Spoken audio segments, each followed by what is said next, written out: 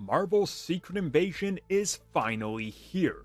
And the long wait since She-Hulk debut, which was the last Marvel Studios TV series on Disney+, there is a lot of hype and anticipation for this episode and this series. So let's get to talking about episode 1 with no spoilers. And believe me, there's going to be a lot to talk about. Well, at least when we can get into the spoilers. But yeah, I'll be very vague.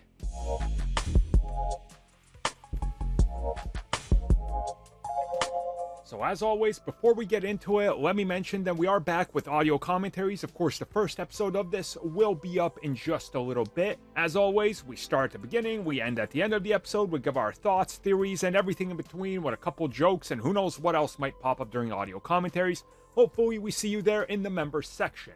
Now let's get to the episode. So the first episode is, as expected, somewhat slow. But then again, we've known that this entire series would be a slow burn. This is supposed to be more in line with espionage thrillers than anything else, and you definitely get the sense of that in this. Unfortunately, this also comes with what I think a lot of people will not like about this, and that's the fact that other Marvel shows have been more action-packed, more explosive, more pizzazz, I think is the best way I can describe it. This, unfortunately, is going to be a lot more boots on the ground, a lot more serious, and a lot more talky. Now, if this is your thing, that's great. I think you're in for something here. Unfortunately, there are a couple of missteps here as well that I think take the whole Secret Invasion concept and almost do nothing with it.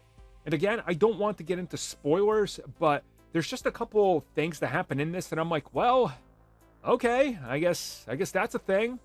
I guess you didn't hide that one.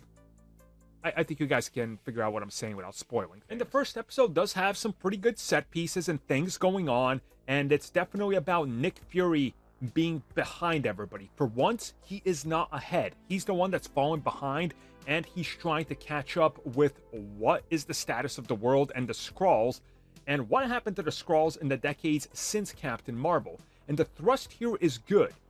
I find it engaging, but once again, it is slow. You're gonna need to get used to that, I have a feeling, for the entire series.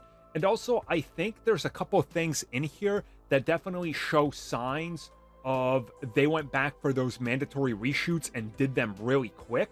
Because one of the plots here that they're pushing is, hey, these Skrulls are doing some bad stuff, and it involves Russia and false pretenses and war. And you're like, whoa, okay, Marvel, okay.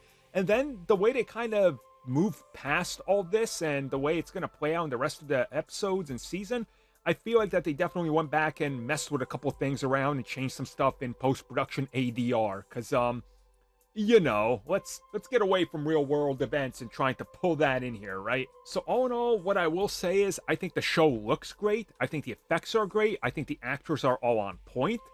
But I think the pacing could be a turnoff for a lot of people.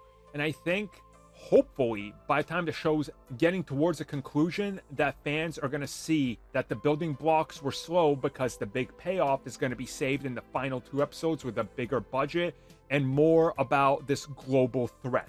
At least that's what I'm feeling they're building up towards, so I guess we'll see.